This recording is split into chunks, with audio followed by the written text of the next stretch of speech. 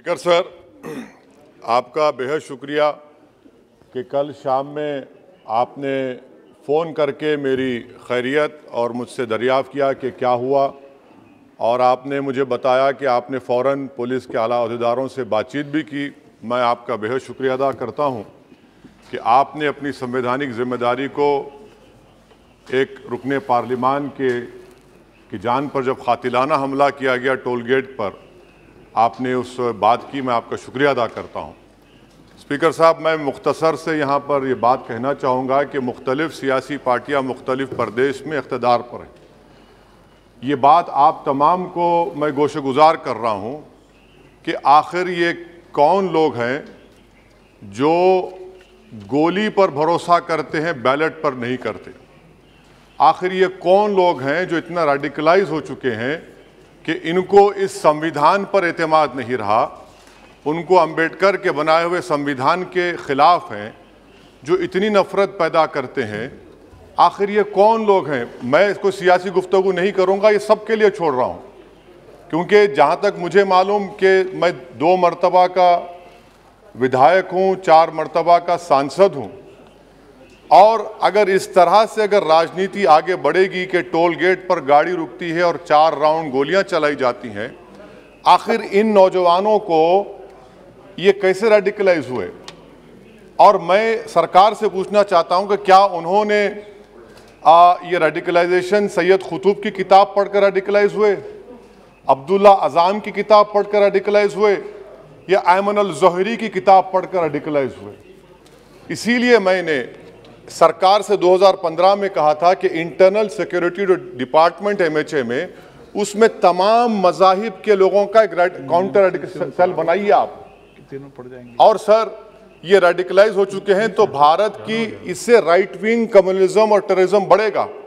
मैं आपसे अपील कर रहा हूं कि जो गलती NDA 1 में की थी, आप वही करने जा रहे हैं।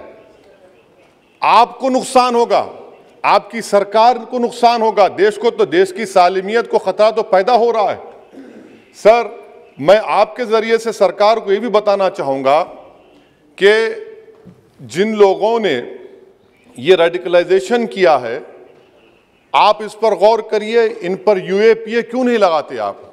अगर कोई स्पीच देता है, अगर कोई फेसबुक पर किसी क्रिकेट मैच पर किसी टीम की तायीद करता है तो UAPA लगता है। एक सिटिंग MP के ऊपर UAPA नहीं लगेगा सर। मैं सरकार पर छोड़ता हूं।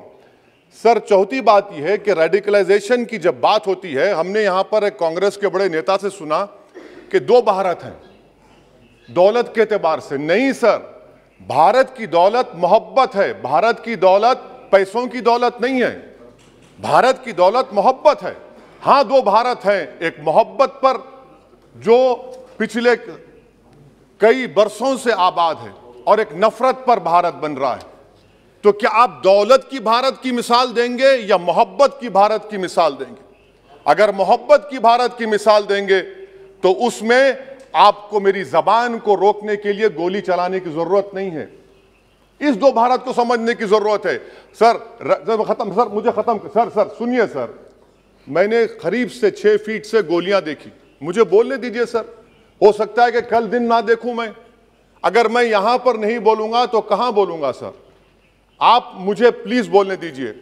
सर, मैं आपसे गुजारिश ये करना चाहूंगा कि आप हरिद्वार में, रायपुर में और इलाहाबाद प्रयागराज में मेरे बारे में क्या कहा गया, आपके नायबी की रिपोर्ट है ना, आप क्यों छुपा रहे उसको?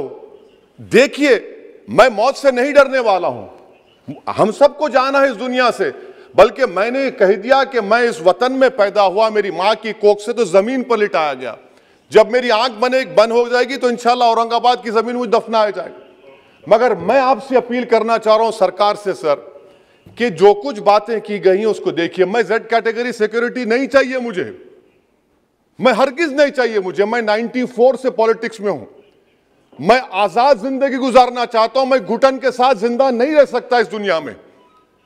मुझे जिंदा रहना है तो अपनी आवाज उठाना है, मुझे जिंदा रहना है तो सरकार किसी के उनके खिलाफ बोलना है, और अगर गोली लगती है तो मुझे कबूल है, मगर मैं घुटन की जिंदगी नहीं गुजार सकता सर।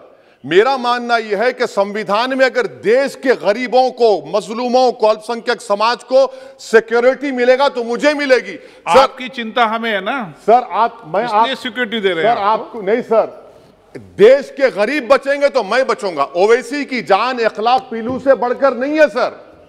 ओवैसी की जान उस वक्त बचेगी जब गरीब की जान बचेगी। इसीलिए मैं आपके जरिए सरकार से अपील करना चाहूंगा कि सर, इस नफरत को खत्म करिए, इस नफरत को खत्म करिए और इस पर आप गौर करिए। मैं नहीं लूंगा सिक्योरिटी, मैं जेड कैटेगरी नहीं चाहता हूं सिक्योरिटी। मुझे ए कैटेगरी का शहरी बनाइए आप, मुझे ए कैटेगरी का शहरी बनाइए ताकि मेरी और आपकी जिंदगी बराबर हो। जब देश के प्रधानमंत्री पर सिक्योरिटी ब्रीच हुआ, अपोजिशन की तरफ से मैंने कहा था कि गलत हुआ। सब सेकुलर पार्टी के लोगों ने कहा कि ओवैसी तुम क्यों बोले, तुम क्यों बोले। मैंने कहा नहीं, देश का प्रधानमंत्री मेरा है, सिक्योरिटी ब्रीच हुई तो एक्शन लेना चाहिए। मगर 4 मर्तबा के एमपी पर कोई 6 फीट के फासले से 4-4 गोली चलाता है। मुझे मौत है, हम सब की मौत है, मगर मैं इन गोली चलाने वालों से डर कर खामोश नहीं बैठने वाला हूं। और मैं दुआ करता हूं कि उत्तर प्रदेश में पुरअमन पोलिंग होगी इंशाअल्लाह। उत्तर प्रदेश की जनता गोली चलाने वालों का जवाब बैलेट से देगी, नफरत का जवाब मोहब्बत से देगी और कमजोरों को दबाने का जवाब हिस्सेदारी से देगी। मेरी आपसे गुजारिश है सर कि मुझे जेड कैटेगरी नहीं चाहिए, मैं रिजेक्ट करता हूं। आप इंसाफ करिए सर, उस पर यूएपीए लगाइए। और इनके दिमाग कौन है? 2 लोग रेकी करते हैं, उनको मालूम कि मैं मीरठ की ठोर से आ रहा हूं उस टोल गेट पर, और 6 फीट के फासले पर गोली चलाते हैं। तो आप देख लीजिए सर, आप सरकार के हवाले, अगर आप इंसाफ करना चाहें आप इंसाफ कर सकते, मगर रेडिकलाइजेशन आपको नुकसान पहुंचाएगा और इससे राइट विंग टेररिज्म बढ़ेगा। शुक्रिया सर। रोज की ताज़ा खबरें सुनने के लिए सब्सक्राइब करें BHPC न्यूज चैनल। साथ ही रोज के नोटिफिकेशन जानने के लिए दबाएं बेल आइकन। साथ ही हमें अपनी राय देने के लिए हमारी वीडियो पर कमेंट करके बताएं और वीडियोस को लाइक और शेयर करना बिल्कुल ना भूलें। आप देख रहे हैं BHPC न्यूज।